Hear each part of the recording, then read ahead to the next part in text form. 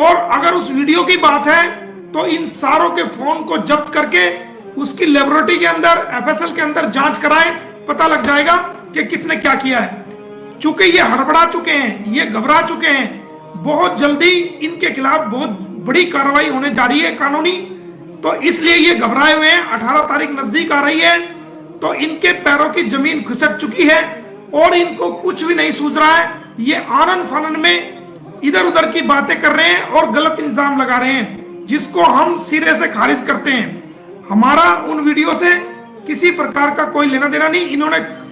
जिन्होंने किया कि इनके खुद के फोन चेक किया जाए और एफएसएल की रिपोर्ट मंगाई जाए। देश की जनता की कोई सहानुभूति सीमा हैदर के खिलाफ नहीं है, ना हमारे हिंदू भाइयों की है, ना मुस्लिम की है, ना सिख की है, ना ईसाई की है।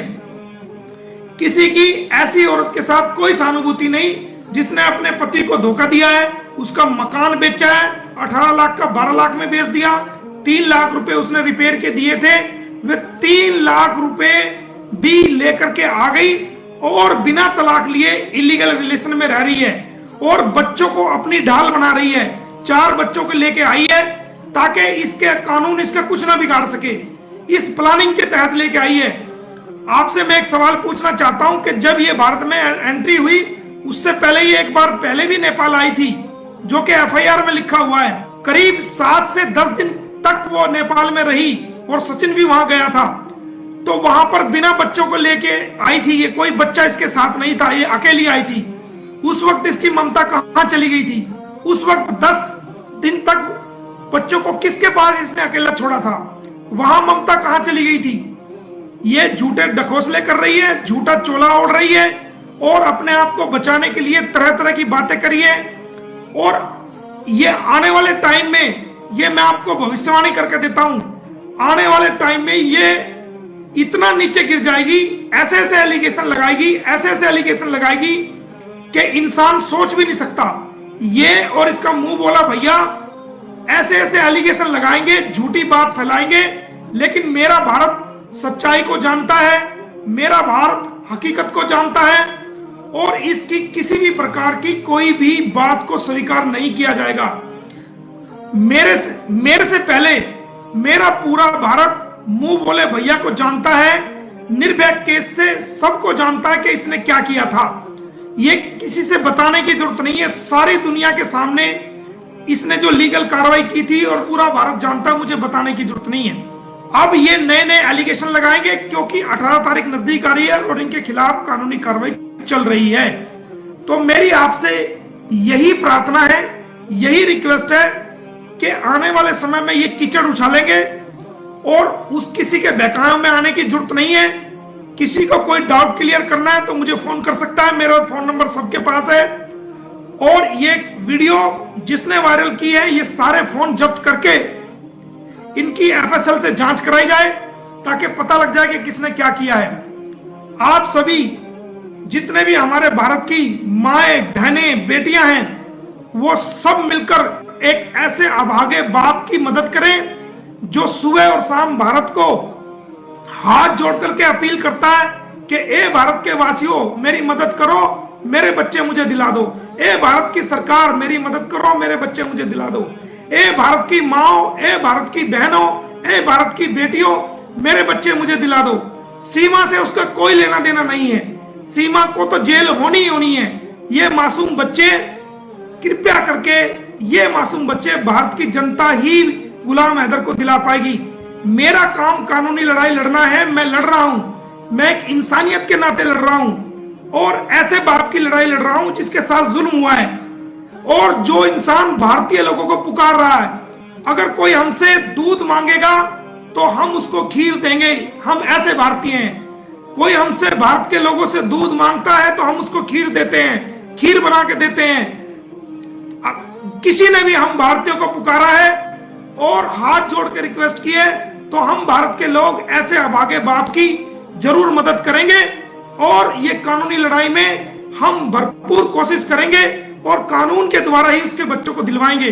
भारत की जनता भी आपकी पूरी सपोर्ट कर रही है, हमारी माएं आपकी सपोर्ट कर रही हैं, हमारी बहनें आपकी सपोर्ट कर रही हैं, हमारी माताएं आपकी सपोर्ट कर रही हैं और इन बहनों ने हमारे भारत की बहनों ने निर्भया कांड को देखा था। उस बेटी के अंदर किस प्रकार उसको रेप कर करके उन जालिमों ने उसको मौत के घाट उतारा था, और उसके दोषियों को बचाने के लिए कौन खड़ा हुआ था, ये हमारे भारत की बहनें जानती हैं। ये हमारे भारत की वो माएं जानती हैं जिनकी बेटियों के समान वो निर्भया बेटी थी, जिसके साथ जुल्म किया गया था, जिसके को रेप कर करके, जिसके शरीर को रोड से, लोहे की रोड से रौंदा गया था, और जिसके मुंह को भी बिगाड़ दिया गया था, उसके अंग अंग को विच्छेद कर दिया गया था। हमारी उस बेटी को जो फांसी के ऑर्डर हुए थे, उसको बचाने की कोशिश किसने की थी, ये हमारी भारत की बहनें जानती हैं, हमारे भारत की माएं जानती हैं, और हमारे भारत की बेटियां जानती हैं। ये वही भारत की बेटियां हैं, ये वही भारत की बहनें हैं, ये वही भारत की माएं हैं जो दिल्ली को इन्होंने जाम कर दिया था उस निर्भया बहन को इंसाफ दिलाने के लिए। ये वही बेटियां हैं, ये वही बहनें हैं, ये वही माएं हैं, और इन्हीं बहनों को, इन्हीं बेटियों को, इन्हीं माओ को जो निर्भया को इंसाफ दिलाने के लिए दिल्ली में इकट्ठी हुई थी और सरकार को हिला के रख दिया था, पूरी दुनिया को हिला के रख दिया था, इन्हीं बहनों को गुलाम हैदर ने इंसानियत के नाते हाथ जोड़ करके मदद के लिए पुकारा है। इन्हीं भारत की बेटियों को हाथ जोड़ के मदद के लिए पुकारा है, इन्हीं माओ को हाथ जोड़ करके मदद के लिए पुकारा है, और इस भारतीय वकील को हाथ जोड़ करके गुलाम हैदर ने पुकारा है, इस भारत के लोगों को हाथ जोड़ करके गुलाम हैदर ने मदद के लिए पुकारा है। और हम माए, बहनें, बेटियां, भारत के लोग जो इंसाफ पसंद लोग हैं, वो गुलाम हैदर की मदद जरूर करेंगे। सीमा को जेल होए या सीमा सचिन के साथ रहे, हमारा वो टॉपिक नहीं, हम उसको कोशिश करेंगे जेल कराने की, लेकिन गुलाम हैदर के बच्चे इंसानियत के नाते जो हमसे वो मदद मांग रहा है, उस मदद पर हम उसकी जरूर मदद करेंगे और उसके बच्चों को उसको दिलवा के रहेंगे। इसके लिए हमने कितनी भी मजबूत कानूनी जंग लड़नी पड़े तो उसके लिए हम तैयार हैं। और आपको मैं बता दूं, सीमा हैदर को अगर कोई जान का या उसके बच्चों का कोई खतरा है तो उसके मुंह बोले भैया से खतरा है, उसकी टीम से खतरा है, और खुद सचिन से खतरा है, नेत्रपाल से खतरा है, उनके घर वालों से खतरा है। अगर कोई इस प्रकार की कोई भी घटना होती है तो ये स्वयं जिम्मेदार हो गए, क्योंकि उन्हीं की कस्टडी में रह रही है। अगर वो जिंदा रही और इसको कोई नुकसान ना हुआ तो उसको जेल पुछवाने की गारंटी ये हम ले रहे हैं कि उसको एक दिन जेल कराएंगे और इन बच्चों को वहां पहुंचाएंगे। रात दिन मैं कोशिश कर रहा हूं और लीगल कार्रवाई को अंजाम दे रहा हूं।